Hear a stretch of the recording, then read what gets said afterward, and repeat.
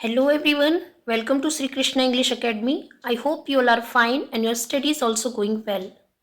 Friends, as you all know that इस series में हम डिस्कस कर रहे हैं कनेडियन लिटरेचर को, in which we have already discussed about Margaret Atwood, Jan Martel and Alice Munro.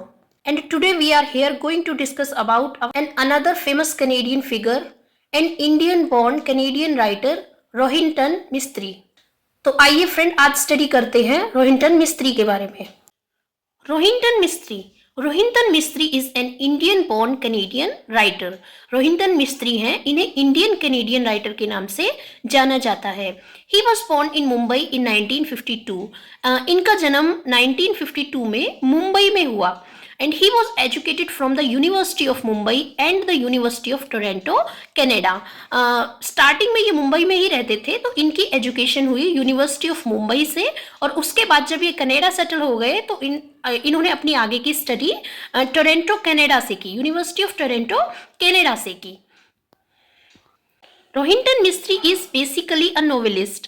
Rohinton Mistry हैं, वो एक नोवेलिस्ट हैं who is known for writing historical novels, जो कि आमतौर पर हिस्टोरिकल नोवेल्स राइटिंग के लिए जाने जाते हैं.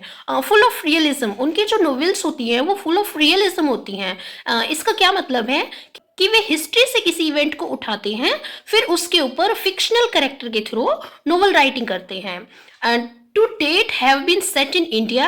उनकी नोवेल्स की अधिकतर जो सेटिंग होती है वो इंडिया की होती है, and told from the perspective of Parsi.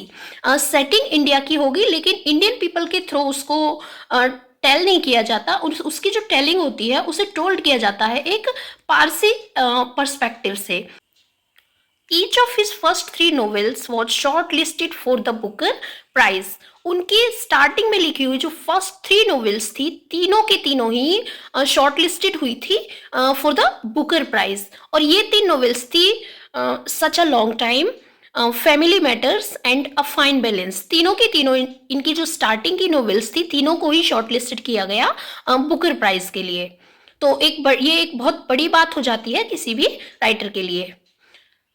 His novels explore the themes of family life, poverty, discrimination and corruption in Indian society.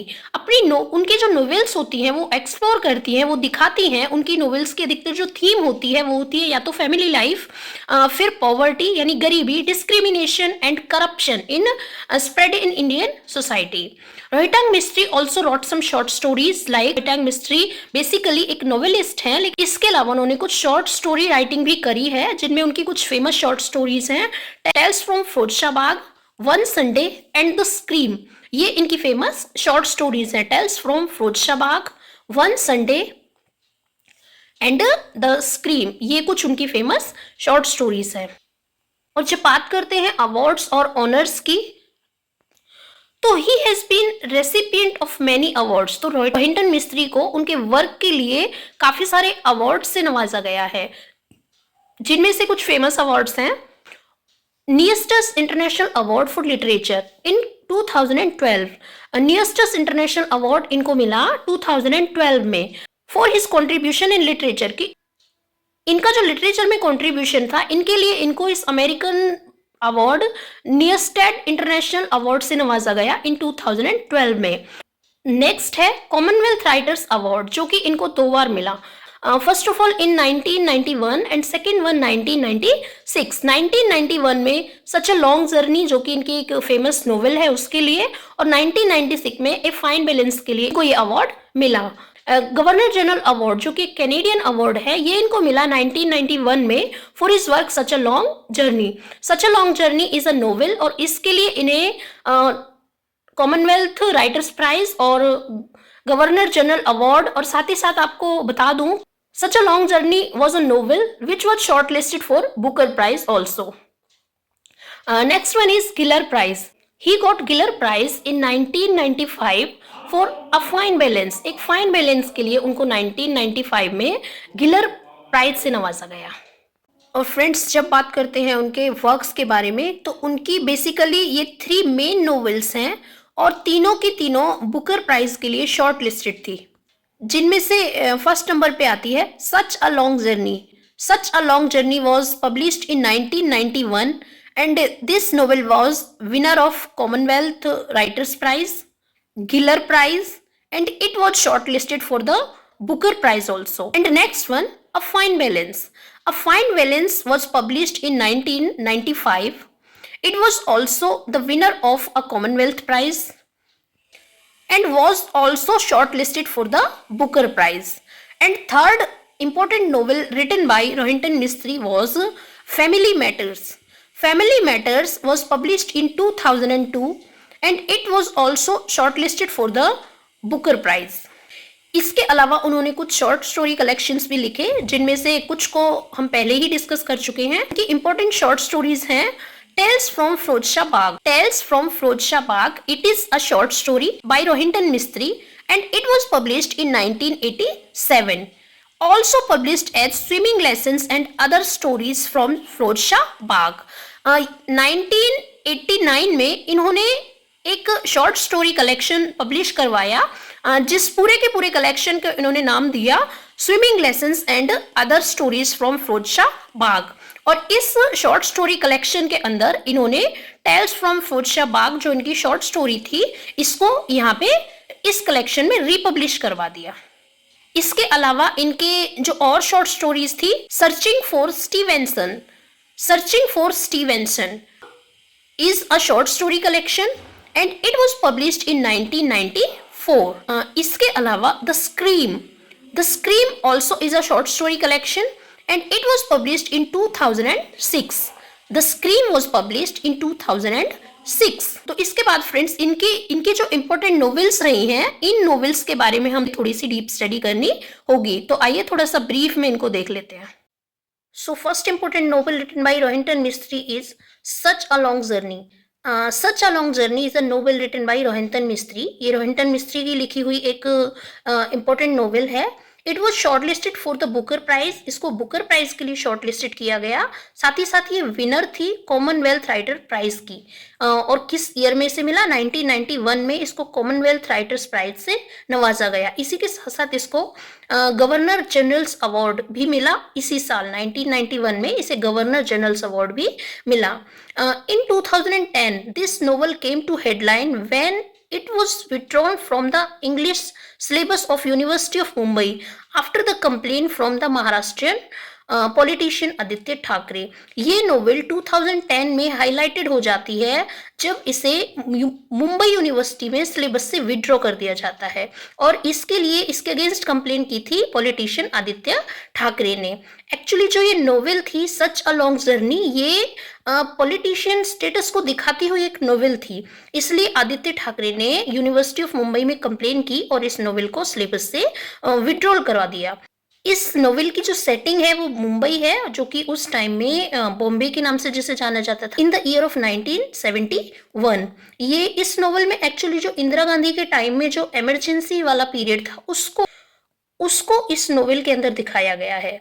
अब चलिए बात कर लेते हैं इस नोवेल के प्रोटैगोनिस्ट की। तो इसके प्रोटैगोनिस्ट जो कि लीड रोल में हीरो है, उनका नाम है गुस्ताद नोवेल। गुस्ताद नोवेल इस नोवेल के प्रोटैगोनिस्ट हैं, जो कि एक हार्ड वर्किंग पर्सन है और एक बैंक में एज अ क्लर्क वो जॉब करते हैं, और पारसी कम्युनिटी से जो गुस्ताद नोवेल है वो बिलोंग करता है। He is devoted to his family, वो अपनी फैमिली को पूरी तरह से डिवोटेड है। इसके अलावा उनकी जो वाइफ है उसका नाम है दिलनवाज, साथ ही साथ उसके 3 बच्चे भी हैं। वो पूरी कोशिश करता है, पूरी मेहनत करता है। He is struggling to keep his family out of poverty. वो अपनी पूरी लाइफ लगा देता है, जिंदगी भर मेहनत करता रहता है कि किसी तरह वो अपनी फैमिली को इस पॉवर्टी से बाहर निकाला जा सके। इसके अलावा कुछ और इम्पोर्टेंट कैरेक्टर्स हैं इस नोवेल के अंदर। सोहराब है, ये एल्डेस्ट सन है गुस्ताद नोवेल का। गुस्ताद नोवेल के बड़े बेटे का नाम है सोहराब, और इसका एक बार में IIT में सिलेक्शन हो जाता है, लेकिन ये वहां जाने से मना कर देता है। इसकी बेटी है जिसका नाम है रोशन, जो कि इसकी डॉटर है। इसके अलावा है तहमूल। तहमूल मेंटली डिसेबल्ड है और इसका नेबर है। तहमूल इसका नेबर है जो कि मेंटली डिसेबल्ड है। इसी के अलावा एक और कैरेक्टर है major Bilimoria. Major Bilimoria, जो कि draws him into a government deception. Actually major Bilimoria है, ये अपर क्लास से बिलोंग करता है और ये अपने क्राइम्स को छिपाने के लिए क्या करता है, इसको गुस्ताद को यूज करता है, उसे गवर्नमेंट डिसेप्शन के अंदर फंसवा देता है। इस नोवेल की जो थीम है, जैसा कि रोहिंटन मिस्त्री की अधिकतर नोवेल्स में देखने को मिलती हैं, फैमिली लाइफ एंड पॉवर्टी, कि एक फैमिली लाइफ, एक पर्सन है, गुस्ताद नोवेल है, वो पूरी तरह से अपनी फैमिली को डिवोटेड है, साथ ही साथ उसके साथ जो मेन प्रॉब्लम है वो है पॉवर्टी। तो ये स्टोरी है रोहिंटन मिस्त्री की novel such a long journey की। इसके अलावा रोहिंटन मिस्त्री की जो सेकंड इंपॉर्टेंट नोवेल है उसका नाम है अ फाइन बैलेंस।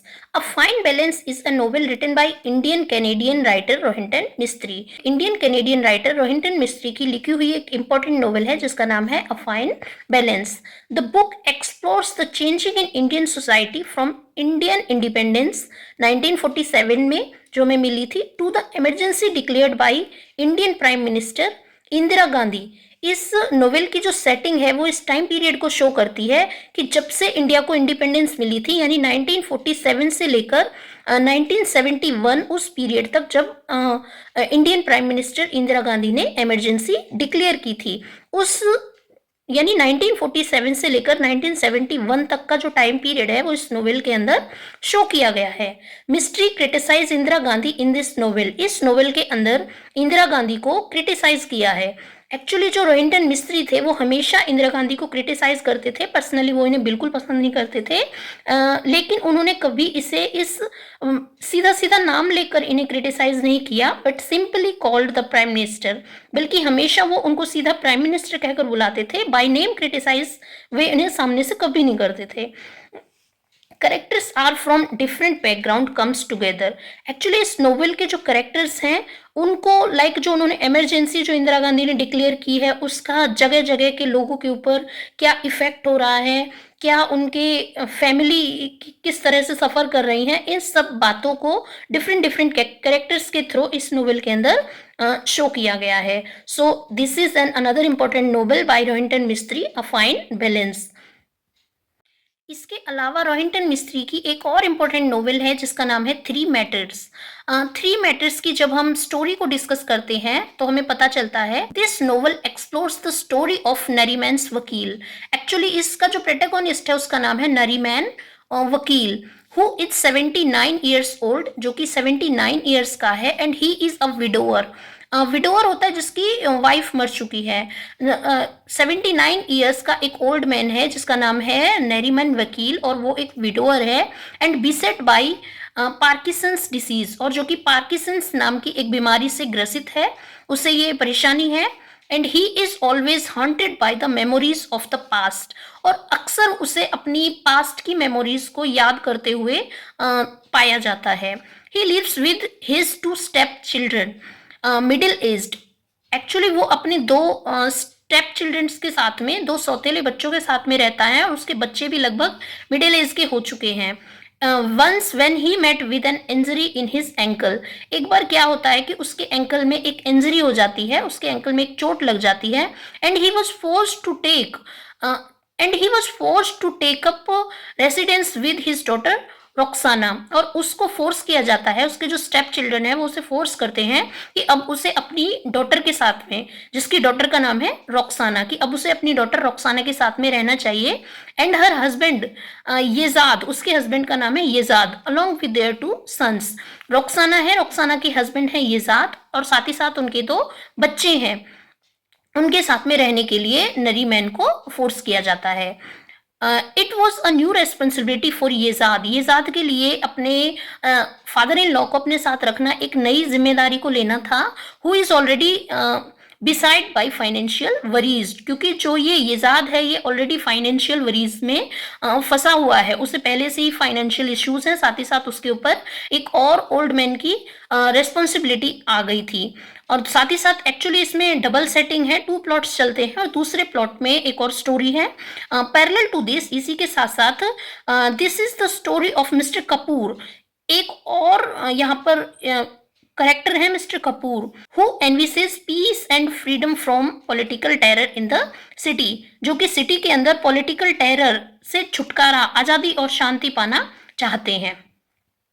तो इस तरह ये कहानी थी फैमिली मैटर्स की। जिस इसके अलावा रोहिंटन मिस्त्री ने कुछ शॉर्ट स्टोरीज भी लिखी, उन्हीं में से एक इम्पॉर्टेंट शॉर्ट स्टोरी है the scream. Actually the scream है ये 2006 में पब्लिश हुई थी और इसके अंदर 4 जनरेशन्स की स्टोरी को इसमें दिखा रखा है, लेकिन मेनली जो इसकी स्टोरी है वो एक ग्रेट ओल्ड मैन की स्टोरी है। It is a short story by Rohinton Mistry. It is set in Bombay apartment where he lives with his family. ये एक शॉर्ट स्टोरी है और इसकी जो सेटिंग है वो मुंबई के एक अपार्टमेंट में रखी गई है।